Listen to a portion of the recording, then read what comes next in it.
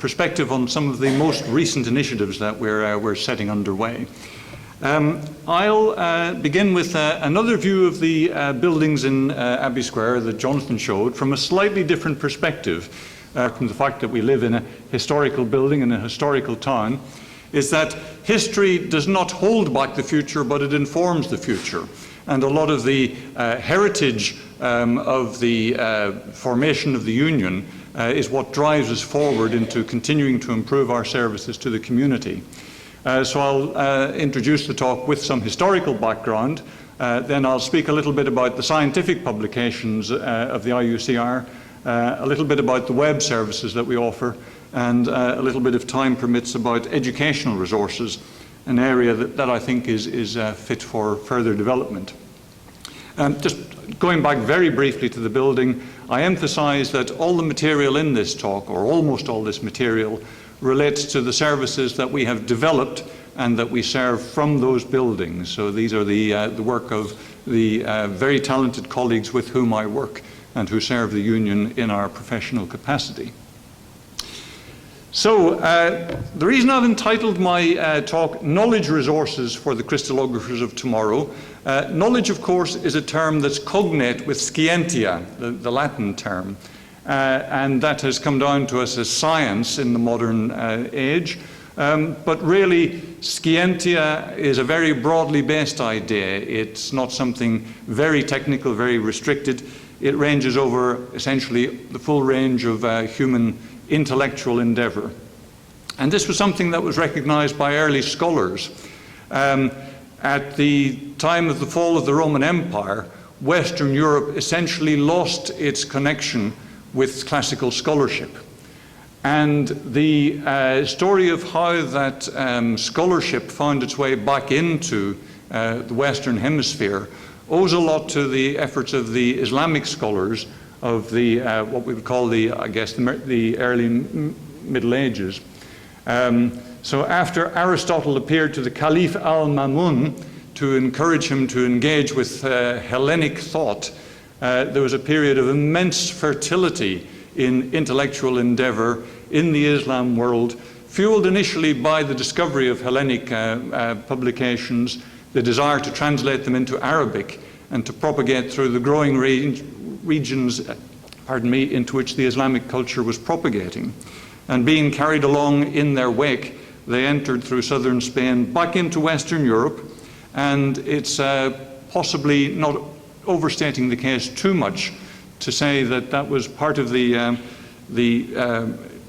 initiative that took us out of the Dark Ages in Western Europe. So we owe a great deal of gratitude to that historical strand. What was it that took us out of those Dark Ages through the translation movement and the flowering of scholarship? It was the existence of publications. The Hellenic manuscripts, the classical texts, were still available, not in multiply sort of distributed form, but they still existed in a concrete form that were amenable to translation. And by translation, I want us to understand dissemination in a way that crossed whatever language barriers there might be.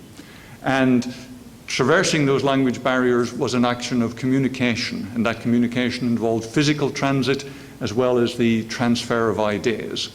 And because of that heritage, we had, during the time of the Renaissance, people like Newton, who could develop completely novel ideas in what we now know as science, acknowledged that he could only have done this by standing on the shoulders of the historical giants. We think of the Dark Ages as long ago, but perhaps they weren't so very far. In the 1930s, when X-ray crystallography was still a relatively young but maturing discipline, there was a great deal of activity. There were initiatives underway to publish the Internationale Tabelle, the forerunner of the international tables for symmetries of space groups. There were committees set up to standardize nomenclature. There was a very active committee who looked to collecting abstracts of all publications, so you would have in one easily assimilable form all crystallographic data and knowledge collected to date. And there was a very flourishing journal that served that community, the IUCr Journals. That was into the 1930s, but then we hovered on the brink of another dark age. So for the period of World War II, the impact upon scholarship and upon scientific endeavour was very severe indeed. But as we came out of the other end of the war, the luminaries in the field at that time said, well, we have lost a lot of impetus, a lot of things have been sacrificed or have been lost in the ravages of war. Let's pick up the pieces, let's move forward. And the initiative really that came from that, fueled by Ewald, Lawrence Bragg and others at the time, was to form an international union that would take crystallography in particular, or would rescue it from the threatened new dark age. And you know a little bit of the history now. The International Union of Crystallography was admitted to issue in 1947. One of its founding principles was to resurrect scholarly journals as a means of communicating crystallography.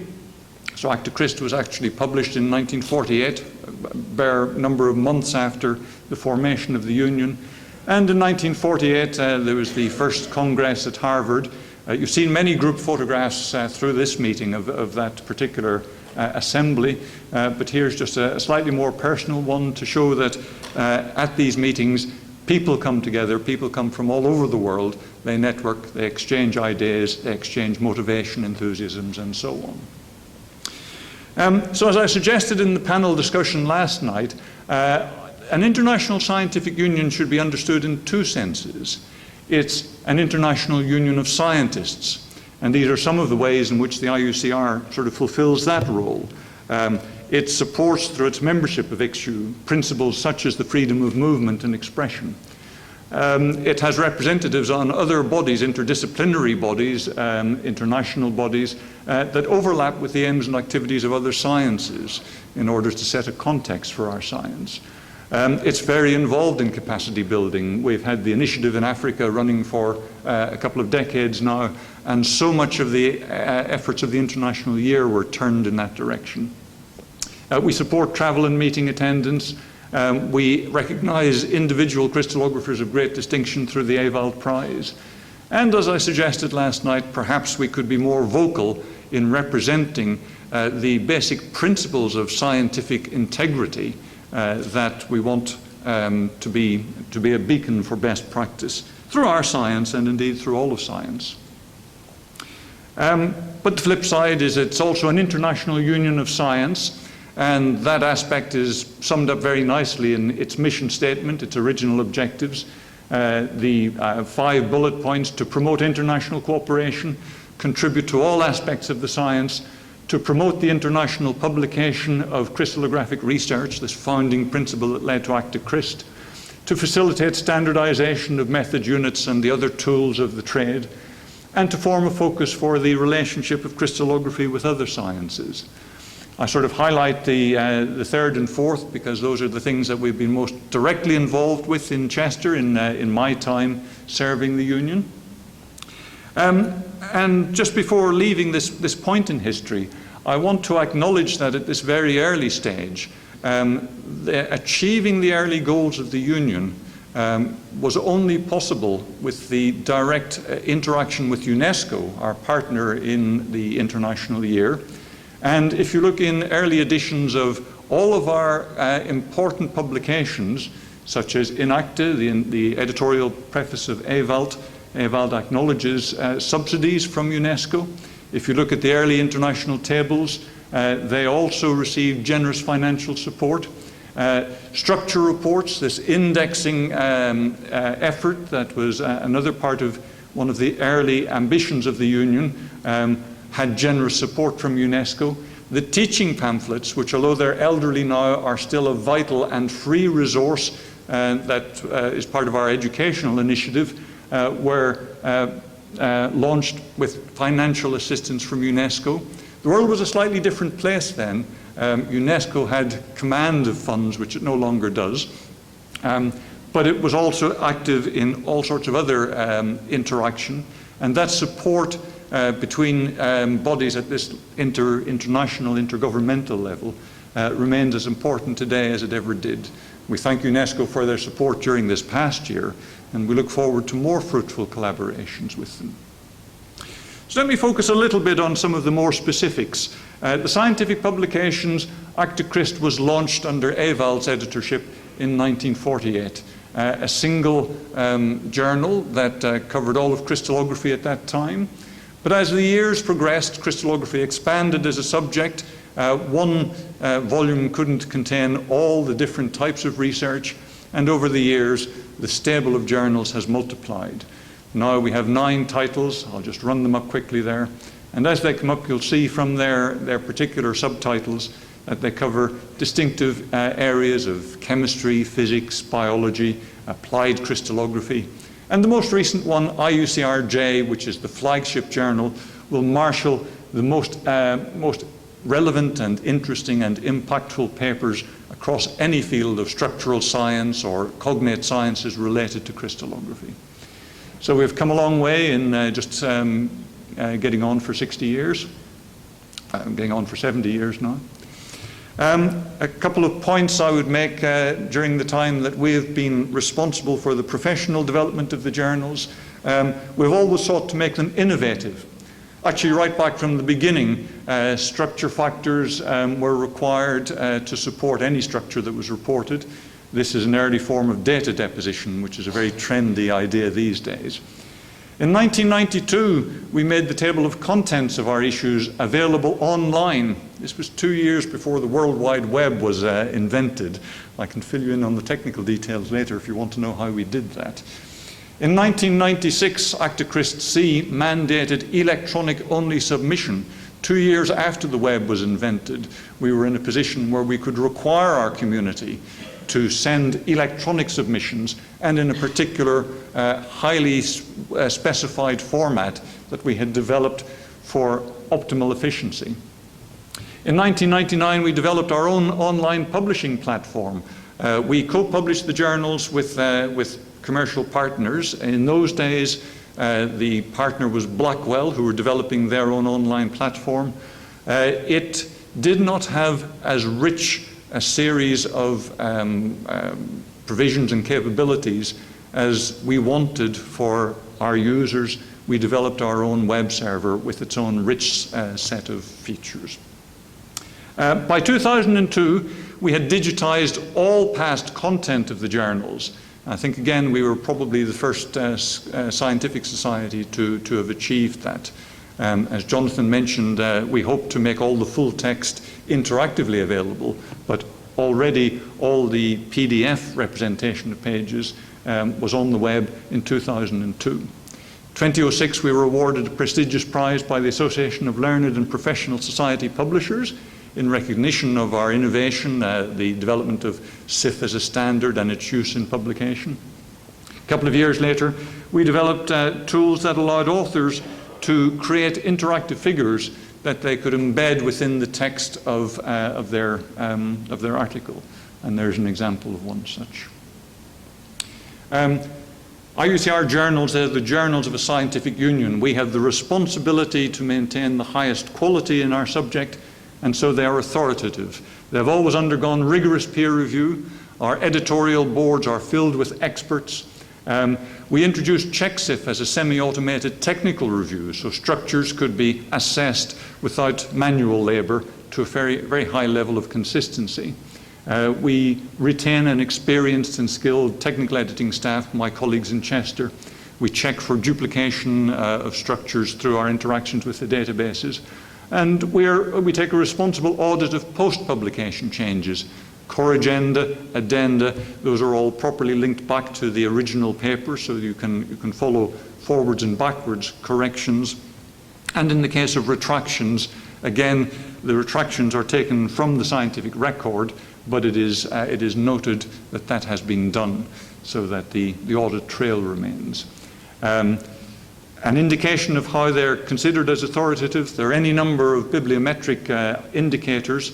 I've simply chosen a listing of ones that were discussed among the citation classics commentaries. So these are actually review articles. of individual papers that had achieved citation classic status. I want to make the point also that our journals are accessible in various ways.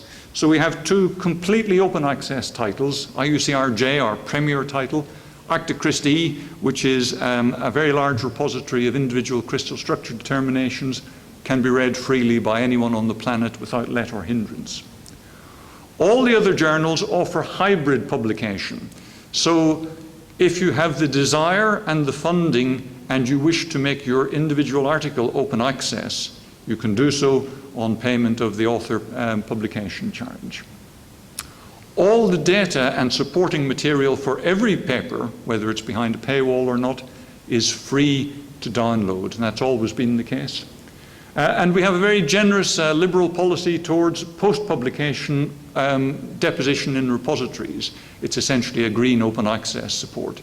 If you publish a paper in our journal, we give you an annotated reprint of the published version of the paper that you're free to disseminate from your institutional repository or pass to colleagues. So this addresses a little bit one of the concerns that you can't get to read a paper in our journals. Well, if you're unable to afford a subscription, but you discover the paper through Google search and find that it is relevant to your research, you can contact the author, and unless the author is very misanthropic, he will send you a reprint. We offer waiver of open access publication charges where appropriate. So we have a page on the web which lists all the countries that are entitled to full waivers. And where there are cases of financial hardship, we will always consider the possibility of partial waiver on application. So you shouldn't consider the levying of APCs as a barrier to publishing in our open access journals.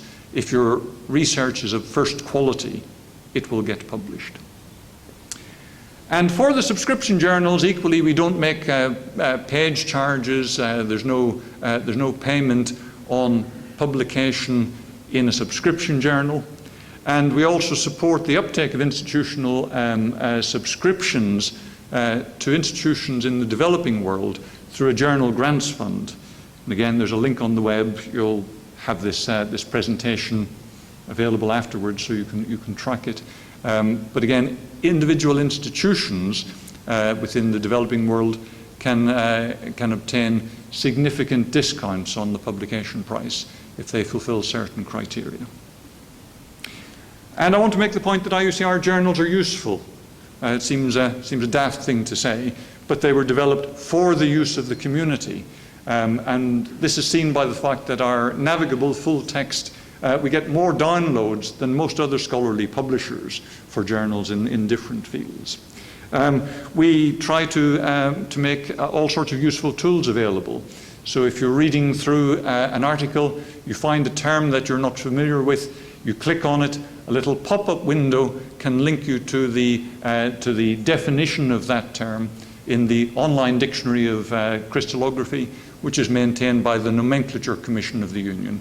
Another nice example of the synergy between all of these fundamental objectives of the Union. We provide immediate access to any supplementary information. So if you're reading an article and it refers to the video, you can immediately, in a click or two, download that, or extended mathematical discussions or whatever else the author has provided. And we provide access to the structural and experimental data that goes with any paper. So for every small crystal structure that we publish, there is a link to a visualization of the structure, not just a picture, but a fully interactive JMOL view of the data, and you can choose different representations, you can orient it, you can zoom in, whatever is the most useful way to look at the structure. Any reader can do that. If it's a powder structure, you can visualize the powder profile. If it's a single crystal structure, you can actually generate a predicted powder profile for any of our structures. You can search for similar structures that we've published in our journals. You can do it through substructure searching or on a number of other criteria. You can download the processed data. So if you want to actually play with the model yourself, You can download those atomic coordinates, those anisotropic factors in SIF format. Again, the universality of the language of standardization, that's been something critical to the activities of the Union in the time that I've been with them. You can validate the model. Every structure is run through CheckSIF, but if you want to just verify it, once you've downloaded the SIF, you can run it through CheckSIF again.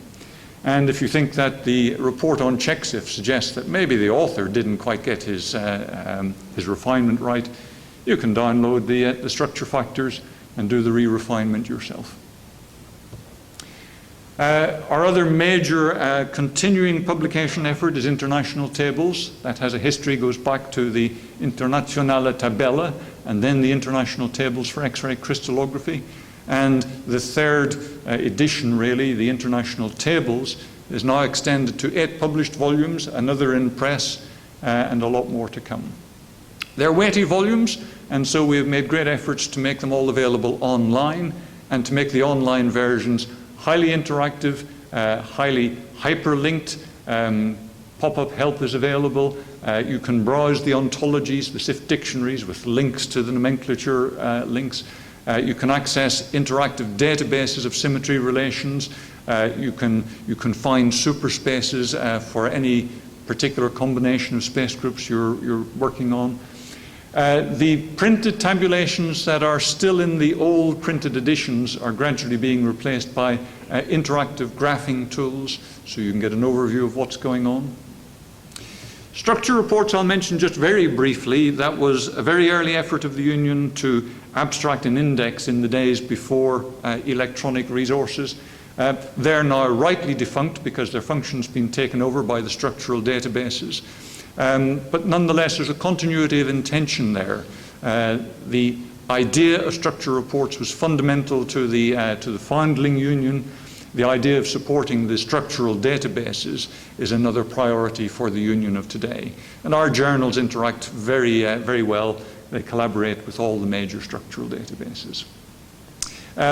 We also publish definitive books, monographs, texts, and so on. Those are done in collaboration with OUP. People in Chester don't have much to do with that, so I simply have a slide indicating that there's a wealth of material there, again with the imprimatur of the Union. Since the web was invented, we've taken full use of it. We run a lot of web servers. I don't want to bore you with the catalogue, but I just want to show you that we have a number of different servers. The Crystallography Journals online service, international tables, the main website of the Union, the website that we developed for the international year, the World Directory is a website in itself, the online dictionary, a separate website, but all of these are linked in the way that I showed through embedded links in the journals and so on. We have discussion forums which allow for structured discussions on scholarly matters to be conducted and archived. We have a blogging platform if you want to run your own small website on some aspect of crystallography. Here's a nice one on mathematical crystallography. We manage email discussion lists. So we've spoken a lot about capacity building as one of the endeavors of the International Year. Alongside capacity building is community building, I think. And the tools that I'm showing here, the blogs, the forums, the email lists, these are all things that we can provide to young communities. If you want us to host some of these, very happy and very willing to do so. There are even more in an ancillary form. We actually host the website of ASCA. So again, one of the questions that came up on the panel discussion last night, can we provide services to new regional associates? If, for example, LACA wanted us to host their website, we'd be very open to doing that also. The individual commissions maintain their websites with a variety of styles and data and valuable information. CheckSIF is a public service available over the web. We provide websites that allow you to download the different tools for publishing in our journals or simply for exploring crystal structures in that type of environment. We have Facebook pages for the Union itself, for the activities of the International Year. We have Twitter pages. We have a YouTube channel. So we're embracing as many of the structured social media as we can. Educational resources. Have I 2 minutes? Educational resources is something that we have some valuable content, but to be honest, it's an area I would like to see us increase even more. The teaching pamphlets I mentioned, they're old-fashioned, they're still valuable. Everyone should be aware that they provide fundamental training at a variety of levels.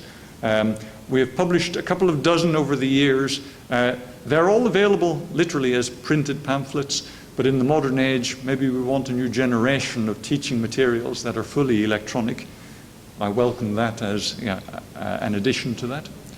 The Crystallography 365 blog, that's had a couple of mentions during the course of this, in order to preserve it into perpetuity, now has a home on the IUCr website. And a nice aspect of that was we could actually visualize and browse the structures in all sorts of new ways as well. The timelines of crystallography was something we developed for the International Year. You can just see that there are a number of different topic areas. You can choose which areas of crystallography you want to match and march hand in hand along the timeline, see how they co-developed. We do have a page where we're amassing a catalogue of the best web teaching and learning resources. Here are some of the things that it points to. This is a page which I think would benefit from enormous expansion. So be aware that it's there, be aware that anyone can add to it, and let me know any resources that are possible for it. Put the clock back. Online dictionary was born digital. For the International Year, we did a hard copy dump, and there's a nice little paperback version of that, which it had very good reviews, and people find that a very nice way, A, of refreshing their own memory, and B, as a potentially very useful learning tool.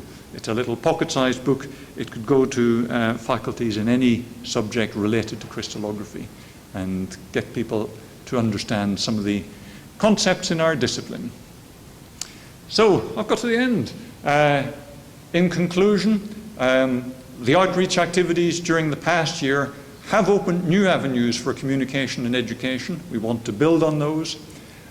New member countries of the IUCr will bring younger scientific communities together, younger in age but younger in outlook, and we welcome that fresh blood and the new ideas that they will bring.